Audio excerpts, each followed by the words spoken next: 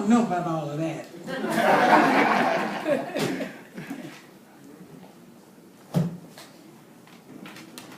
How's everybody? All right.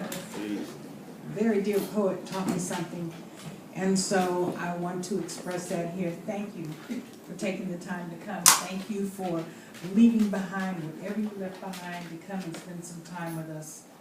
I love you for that, and I appreciate you so much. Thank you. So, you know what? This book, yes, this book, actually, you know what? This book was a gift. At one of the lowest points in my life, I was like ready to give up. I'm like, whatever. Just, you know, but nothing going right.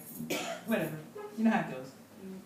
And so I got a phone call from Alice the poet. And she said, okay, Reverdia, that's it. It's time. We're putting your book together. I'm like, what? Yeah, me and Santa Lorraine Coleman, we're going to put your book together. And I just boo-hooed. The tears just started. They wouldn't stop. So I was listening to a message. This was a message I got. So I called my daughter and said, Gigi, come here, you got to hear this message. So I put it on the speaker and I played the message. She said, Mom, I've already started. Like, oh my God. So I said that to say that they love me enough, and I am so humbled and so honored. While Alice was finishing her master's degree, they worked on this book. While Sandra Lorraine Coleman was gearing up to dive into her formal education experience, she worked on this book. While my daughter was working a full-time job as a single mama, taking care of a baby and ducking and dodging me, they worked on this book. So I have to at least give you one piece out of here to honor all this love in this book.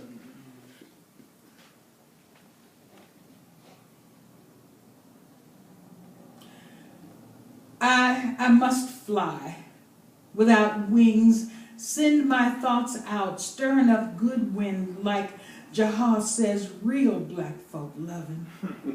The kind that stays when they leave, like Alice the poet says, peering perpetually, pending promises paid. I must fly.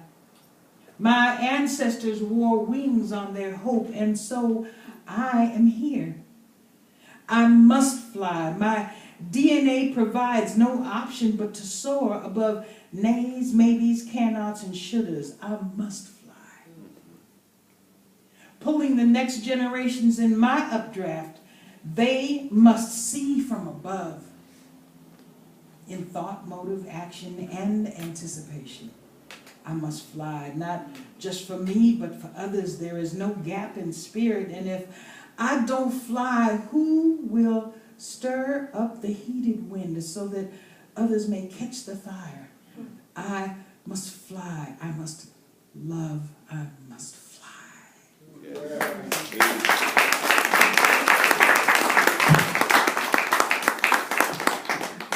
So I've been in a tug of war with spirit. It's like, what? What do I read? Where do I go? What do I read? Where do I go? What do I say? What? So I was moved to grab this book. And I had considered it. But this is one of my first pieces when I got out there and got caught up in that fire.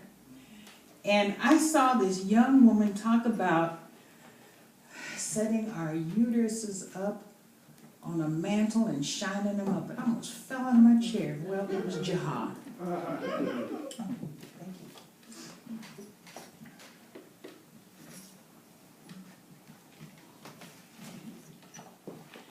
This was written in 2001, the first time I saw Jahal read. Young woman full and wide with colors don't match, jeans too big, drop down around young preaching hips. Your words fill empty places in me where hard times left potholes in my resolve. Remember me to dance in love, and fear becomes observation, quiet in me wisdom, stillness just listening hard for my name. I hear you, woman, moon and sun climax, make stars sprinkle for us to follow, passion lesson, color in sunrise, hum, moaning, 'cause I'm loving again. Bird song sing softness in me, forgot who I was and almost lost my sight. You, Jaha, cover me with song, like Nana's quilt fresh from hands that wash dirty feet, rub first cramps away in healing slumber, and stir up cookies from memories, chew my food for me, and braid easy to swallow teachings and stories I can only see in imagination of her befores, and her befores carry me through, they carry me through, they carry me through, they carry me through. I remember now, young woman, touch, sage, and scent returns. Thank you, young woman.